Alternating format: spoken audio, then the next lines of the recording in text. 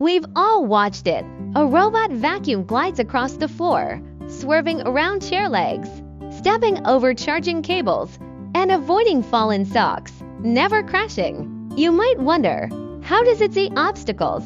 Spoiler, it uses clever sensors and mapping smarts, not real eyes. Let's break this down in 4 minutes. No tech jargon. First, eyes and ears. The sensors. Robot vacuums use 3 key sensors to detect obstacles, just like we use eyes and ears. One are infrared IR sensors, short-range radar. Think of IR sensors as tiny infrared flashlights on the robot's front to bottom. They send invisible IR lights like TV remotes and wait for it to bounce back. Fast bounce back equals close obstacle E. G. A table leg 10 centimeters away. Robot slows and turns. No bounce back equals clear path, keep moving. Like a flashlight in the dark. Hit a wall, stop. Stay dark. Walk on. IR works for small, hard obstacles but misses soft 1Z. G. Curtains, which let IR light through. Tune ultrasonic sensors, bat-like echolocation. These work like bats. They send high-pitched sound waves inaudible to humans and listen for echoes. Echoes from obstacles e.g. couches, pet bowls tell the robot distance. Fast echo equals close, slow equals far. Perfect for obstacles IR misses. Soft rugs, small pets, sound bounces off fur. High-end robots pair IR and ultrasonic sensors to catch everything. 3D visual sensors, tiny camera eyes. Advanced models have small cameras top and front that act as eyes.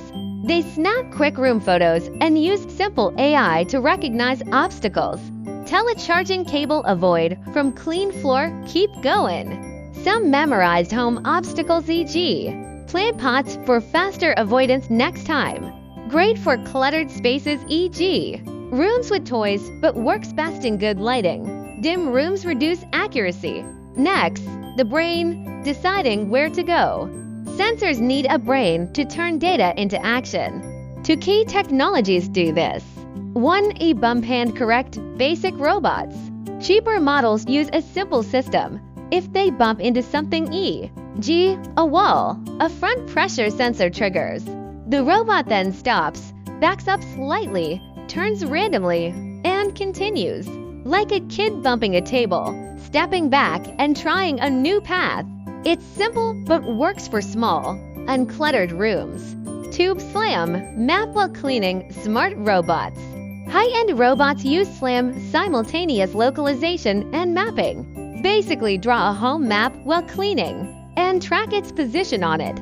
As it moves, sensors collect data on walls, furniture, and obstacles.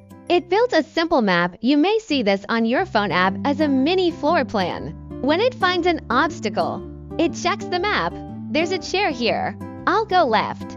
Robot vacuums don't use magic. They pair sensors, eyes, ears with navigation tech brains. Next time you watch yours dodge a shoe, remember, it's not luck. It's tiny sensors and a clever brain at work. Cleaning has never been so smart.